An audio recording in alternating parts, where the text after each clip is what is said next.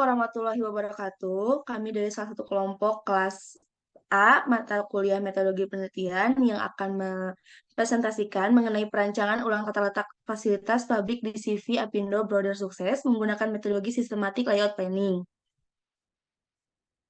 Di sini kami beranggotakan tiga orang, yaitu ada rekan saya, Ina Lydia Gania, dengan NLP 20 30 10 031.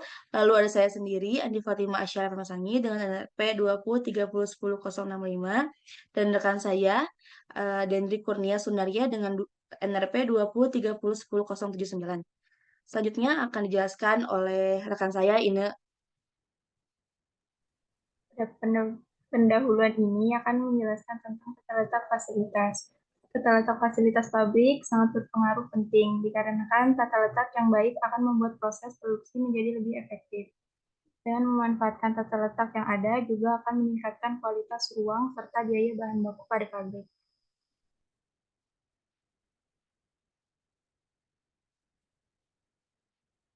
Lalu ada identifikasi masalah. Yang pertama ada pemindahan bahan baku yang tidak efektif karena jauh jarak antar stasiun yang jauh. Yang kedua ada proses produksi pelapisan nikel, krom, dan gold plating yang kurang efektif. Lalu yang ketiga ada tata letak fasilitas pelapisan nikel, krom, dan gold plating yang membuat turun produktivitas perusahaan. Lalu ada tujuan dan manfaat. Yang pertama, penelitian ini bertujuan untuk merancang ulang tata letak fasilitas dan peralatan produksi yang baru dengan angka aliran proses yang lebih pendek. Manfaatnya untuk meningkatkan produktivitas perusahaan dan menunjang kelancaran proses produksi.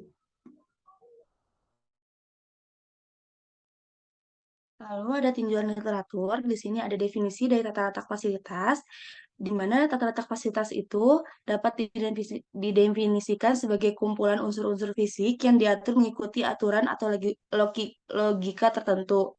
Terdapat 6 dasar prinsip dari merancang tata letak fasilitas ini menurut Mutter tahun 1961, yaitu di mana prinsip minimasi jarak perpindahan suatu material atau informasi. Yang kedua ada prinsip integrasi total. Yang ketiga ada prinsip proses kerja dalam setiap aliran. Yang keempat prinsip keselamatan dan kenyamanan kerja.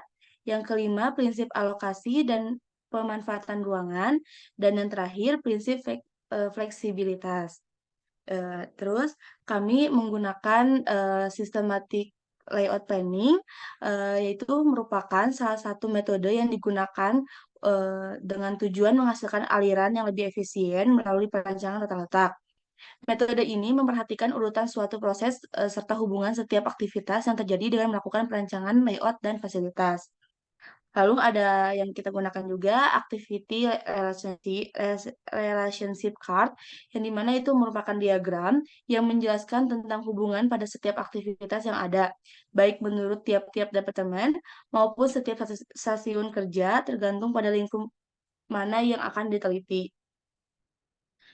Di metodologi penelitian ini, pada tahap penelitian, dilakukan studi lapangan kemudian menjadikan landasan untuk memberikan keputusan layout baru untuk perusahaan. Em,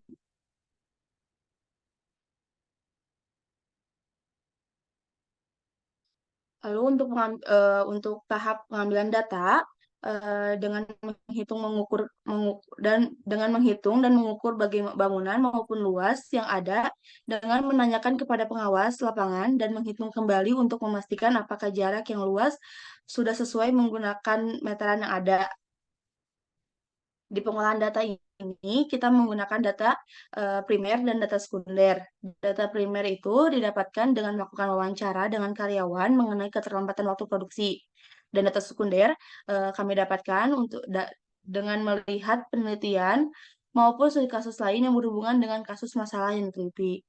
Pengolahan data dilakukan dengan menggunakan metode systematic layout planning dengan memodelkan lokasi dan dibuat layout lama dan layout baru untuk usulan perusahaan. Kemudian untuk mencari penyelesaian masalah dimulai dari analisis masalah, pemetaan layout awal, pendekatan dengan systematic layout planning, analisis activity relationship card, layout usulan dan tata letak fasilitas baru.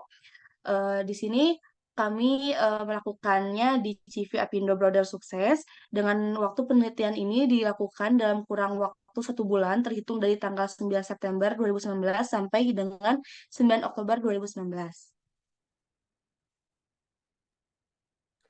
Dalam analisis dan pembahasan dapat dilihat oleh kita dari data di samping proses pelapisan nikel krom dan gold masih mengalami panjangnya proses produksi dengan panjang proses produksi pada nikel yaitu 178,5 meter.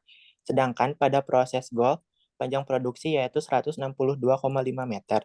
Oleh karena itu, maka perlu dilakukan rancangan ulang pada layout dengan membuat skala lebih kecil dengan sistem layout planning atau SLP dan juga metode ARC yaitu Activity Relationship Chart.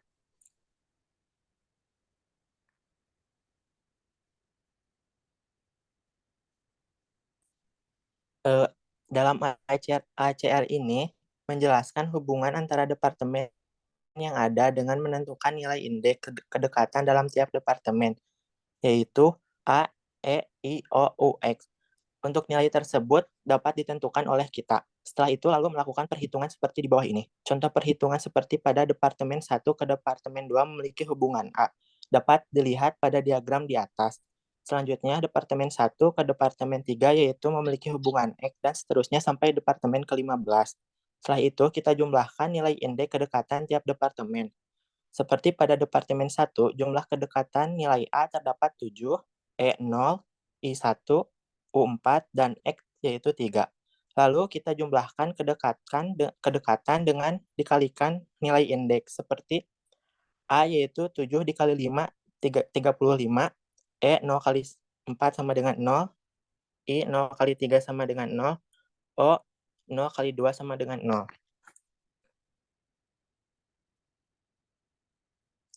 Setelah melakukan perhitungan, kita urutkan nilai tiap departemen yang setelah kita hitung tadi, dari nilai terbesar sampai terkecil dengan membuat skala yang lebih kecil. Seperti di bawah ini. Pada Departemen 1, nilai terbesar yaitu tempat penyimpanan, yang kedua area larutan HCl, yang ketiga ruang polesan, keempat tempat pembilasan, kelima larutan nikel, keenam depressing nikel, ketujuh larutan krom dan gold, kedelapan depressing krom dan gold, ke-9 tempat selesai. Setelah melakukan urutan nilai, kita membuat usulan peta layout pada masing-masing proses produksi nikel dan krom dan gold seperti di bawah ini.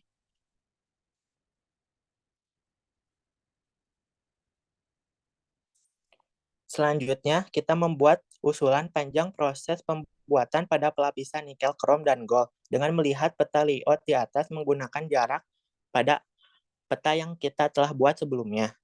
Seperti dapat kita lihat pada proses pelapisan nikel, krom, dan gold pada produksi baru ini memiliki panjang produksi yang sangat pendek. Pada proses pelapisan nikel, panjang produksi yaitu 67 meter, sedangkan pada proses pelapisan gold panjang produksi yaitu 43 meter. Selanjutnya akan dijelaskan oleh rekan saya, Ina. Maka kesimpulannya bahwa pada proses pelapisan nikel krom dan gold masih mengalami panjangnya proses produksi, sehingga harus membuat rancangan layout baru dengan panjang aliran proses yang jauh lebih pendek.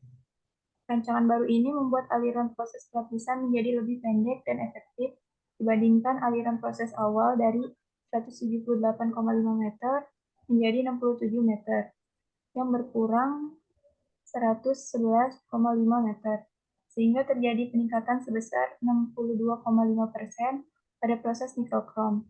Sedangkan pada aliran gold, proses awal 162,5 meter menjadi 4,43 meter, yang berkurang 119,5 meter, dan peningkatan sebesar 73,5%.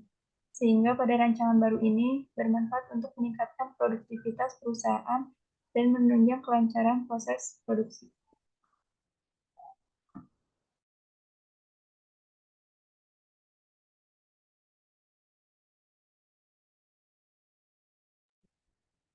Sekian dari kelompok kami.